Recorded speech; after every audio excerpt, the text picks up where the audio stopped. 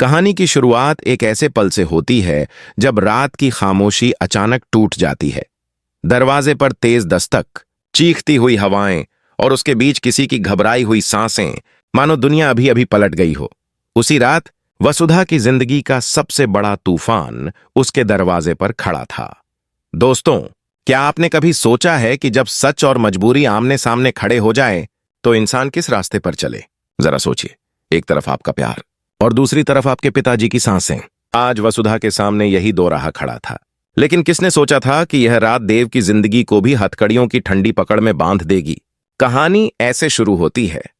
शहर में खबर फैल चुकी थी कि वसुधा के पिता का किडनैप हुआ है। लोग फुसफुसा रहे थे, पुलिस घूम रही थी और हर कोई दबी आवाज में बस एक ही नाम ले रहा था, देव चौहान। देव जो वसुधा से दिल की गहराइयों से प्यार करता था। देव जो उसके बिना सांस तक नहीं ले सकता था। और देव जिसे आज वसुधा ने खुद के बयान पर अरेस्ट करवा दिया था। क्या यह सच था? क्या वसुधा ने अपने प्यार को धोखा दिया, या इसके पीछे कोई ऐसा रहस्य था जिसे सुनकर आप भी हैरान रह जाएंगे? दोस्तों, आप क्या सोचते हैं? बताइए जरूर। देव को पुलिस की गाड़ी में ले जाते वक्त वसुधा का दिल भी उसी तरह टूटा था जैसे किसी ने उस पर कदम रखकर कुचल दिया हो। चंद्रिका देव का नाम रोते हुए पुकार रही थी।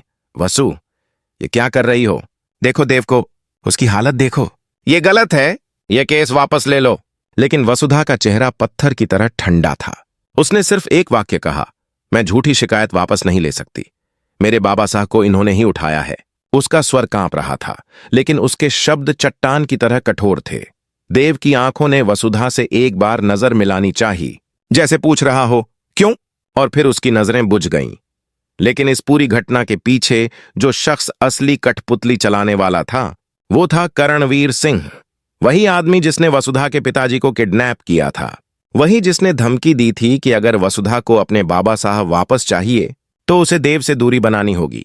वो चिट्ठी जो करणवीर ने छोड़ी थी, उसमें साफ लिखा था, अगर अपने बाबा साहब की जान चाहिए तो देव के प्यार से इनकार कर दो, उसके पास मत लौटना, नहीं तो तुम्हारे पिताजी जिंदा नहीं रहेंगे। दोस्तों, सोचिए, एक बेटी के दिल पर इससे बड़ा घाव क्या हो सकता है? यही वजह थी कि वसुधा चौहान हाउस गई थी और सबके सामने उसने देव के प्यार को ठुकरा दिया था। जब चंद्रिका ने पूछा, क्या तुम दोनों एक दूसरे से प्यार करते हो? तो वसुधा ने पत्थर सी आवाज में कहा, नहीं, ऐसा कुछ नहीं। देव उस पल टूट गया था। उसने महसूस किया कि इसके पीछे जरूर कोई मजबूरी है, लेकिन क्या, वो नहीं जान पाया। दोस्तों, अगर आप देव की जगह होते तो क्या करते? जवाब जरूर दें। उस रात वसुधा चुपचाप घर से निकली और सीधा पहुंच गई करणवीर के घर। उसके अंदर तूफान था, आंखों में आग और दिल में डर। उसने चिल्लाकर पूछा, मेरे बाबा साहब कहां हैं? लेकिन करणवीर ने पहले तो मजाक किया, अपनी जेबें टटोलकर बोला, मेरी जेब में तो नहीं है, पता नहीं कहां होंगे। उसका यह व्यंग्य वसुधा के दिल को चीर गया, लेकिन वह हार मानने वाली नहीं थी। तभी उसने एक कागज निकाला, उसे वसुधा को थमाते हुए बोला, इस एड्रेस पर जाओ, अपना सामान लेकर वहीं शिफ्ट हो जाओ। तुम चौहान हाउस से दूर रहोगी तभी तुम्हारे बाबा साहब जिंदा मिलेंगे। वसुधा ने कागज देखा, हाथ कांप रहे थे लेकिन दिल में गुस्सा धधक रहा था। उसने कहा, मैं उस घर को नहीं छोड़ूंगी, वहां से अब सिर्फ मेरी अर्थी ही जाएगी। मैं देव को छोड़कर कहीं नहीं जाऊंगी। यह सुनकर करणवीर के चेहरे पर एक खतरनाक मुस्कान फैल गई। उसने धीरे से कहा, ठीक है, यह इच्छा भी मैं पूरी कर दूंगा, क्योंकि देव अगर मेरे मुताबिक नहीं चला तो वो किसी का भी नहीं होगा, तुम्हारा तो बिल्कुल नहीं। उस पल वसुधा के रोंगटे खड़े हो गए। दोस्तों, आप इस जगह पर होते तो क्या करते? वसुधा बार बार अपने पिताजी के बारे में पूछती रही, लेकिन करणवीर सिर्फ घुमाता रहा, उसे डराता रहा, उसे तोड़ता रहा। और जब वसुधा को लगा कि अब कोई रास्ता नहीं बचा, तभी उसने वह फैसला किया जिसे सुनकर पूरा शहर हक्का बक्का रह गया। उसने देव पर ही किडनैपिंग का इल्जाम लगा दिया। हां, यह वही इल्जाम था जो करणवीर चाहता था। देव अरेस्ट हो गया और करणवीर को लगा कि अब वसुधा पूरी तरह उसके कब्जे में है। लेकिन कहानी यहां खत्म नहीं होती। यहीं से असली खेल शुरू होता है, क्योंकि वसुधा टूट चुकी थी पर हार नहीं मानी थी। वह जानती थी कि उसके बाबा साहब कहीं न कहीं हैं और देव निर्दोष है।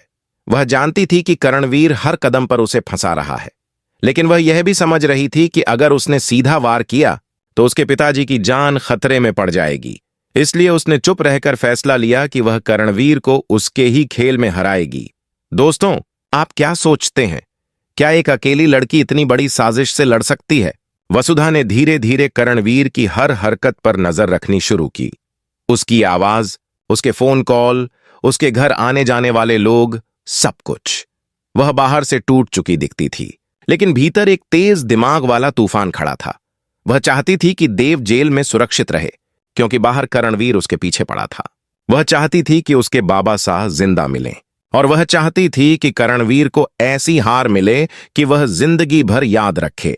कहानी का क्लाइमैक्स तब आता है जब वसुधा को एक सुराग मिलता है।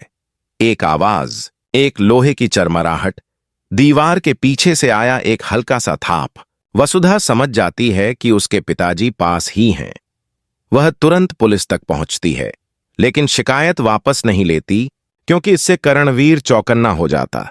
वह सिर्फ एक बात कहती है, मुझे सिर्फ एक मौका चाहिए। और फिर शुरू होता है वह खेल जिसे वसुधा अकेली, बिना किसी सहारे के खेल रही थी। आखिरकार एक छिपे हुए कमरे में, जंग लगे ताले के पीछे, वसुधा को अपने बाबा साह मिल जाते हैं। उनकी सांसें धीमी थीं, लेकिन जिंदा थे। और उसी समय पुलिस भी पहुंच जाती है। करणवीर पकड़ा जाता है। देव निर्दोष साबित होता है। और जब देव हथकड़ियों से मुक्त होकर बाहर आता है, तो वसुधा पहली बार टूटकर उससे लिपटती है। देव कहता है, तुमने मुझ पर भरोसा क्यों नहीं किया?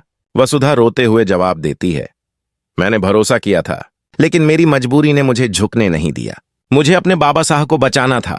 देव उसके आंसू पोंछते हुए कहता है, किस्मत ने हमें अलग करने की कोशिश की, लेकिन प्यार जीत गया। अंत में वसुधा अपने बाबा साहब के साथ खड़ी होती है। देव उसके समीप खड़ा है और न्याय की जीत उनके सामने है। करणवीर को हथकड़ी में ले जाते हुए वसुधा आखिरी बार कहती है, बुराई कितनी भी ताकतवर हो, सच उसे हराकर ही दम लेता है। दोस्तों, इस पूरी कहानी में आपको सबसे ज्यादा झटका किस हिस्से पर लगा? कमेंट में अपनी राय जरूर बताइए। अगर आप चाहें तो मैं thumbnail text, short thumbnail, title, tags या सार भी अभी तैयार कर दूं।